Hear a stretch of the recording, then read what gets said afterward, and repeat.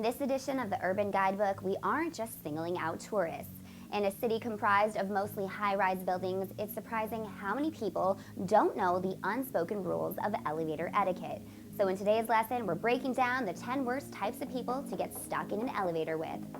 Upon first entering the elevator, it's best to think of it as the beginning of a boxing match. Let's get ready to rumble!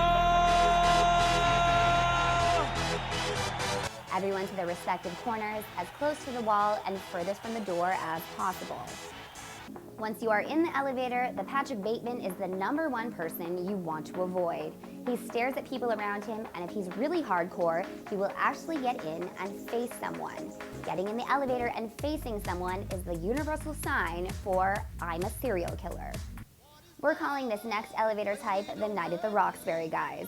You know the type. They get in the elevator, people file in, they're separated from their bro, but they decide to continue their conversation over the top of innocent bystanders trapped in the middle, who are silently judging their life choices. The term, "cool story bro," comes to mind.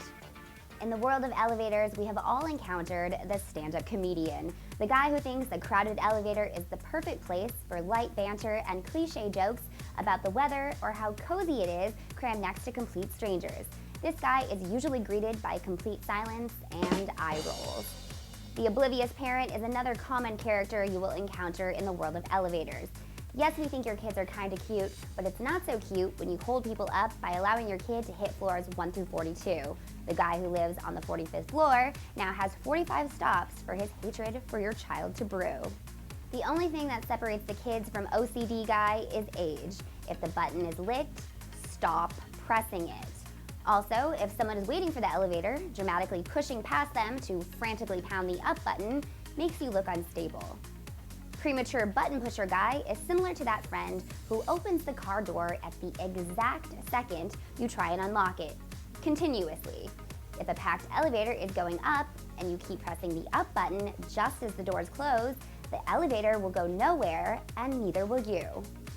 127 hours guy is next on our list, but he's more of a hazard to himself than to you. He's usually found rushing towards the closing doors and is risky enough to stick a limb in between the crack. It's not just annoying, people have died doing just that. It's not worth it. Red Rover guy earns his name for his inability to let people get past him when they reach their floor. If you are standing in front of the doors and someone needs to get out, the polite thing to do is step out quickly or at least to the side. This is not a game of, you guessed it, Red Rover. Can you hear me now, guy? Seems to think entering an elevator and continuing his phone conversation at full volume is a good idea. And shocker, he loses reception every time. The people in the lobby are even annoyed by his echoing, "Can you hear me now? Can you hear me now?" Just hang up before you get in and call the person back. Finally, my favorite, but my dog is really friendly guy. If you have a dog, keep it on a leash and close to you. If your neighbors wanted to go to an interview covered in dog hair, they would own a dog. Also, believe it or not, some people actually have allergies. So saying, "Don't worry, my dog is really friendly," as it jumps all over them means nothing to the guy who will now be downing Benadryl for the next 3 days. Well, there you have it, our list of the 10 worst types of people to get stuck in an elevator with. Now that you know how to identify them, you can avoid being one yourself. See you next time.